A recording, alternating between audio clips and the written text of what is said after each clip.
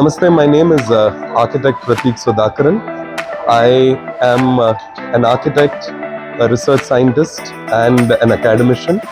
I'm the director of the Asian School of Architecture and Design Innovation in Cochin and a practicing architect and founder at Kriya Architects.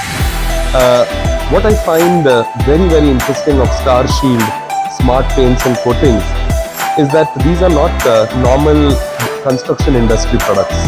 They are more of building scientific products with backed by science.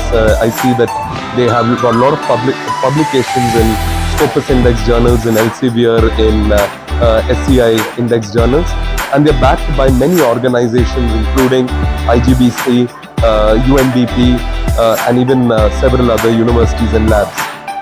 What I find very interesting is that through demonstration backed by real science, they have really demonstrated the USPs of their products, and I'm very excited to use StarShield smart paints and coatings in my consultancy projects, but also in my R&D lab and education back in my organization and institution.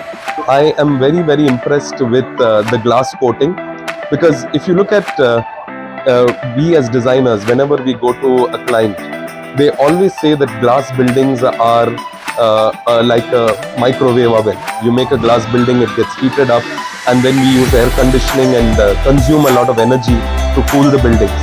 But when you have breakthrough products like this glass coating that StarShield has come up with, I think that can be a real big game changer, because glass buildings are, glass is a wonderful material if used in the right way.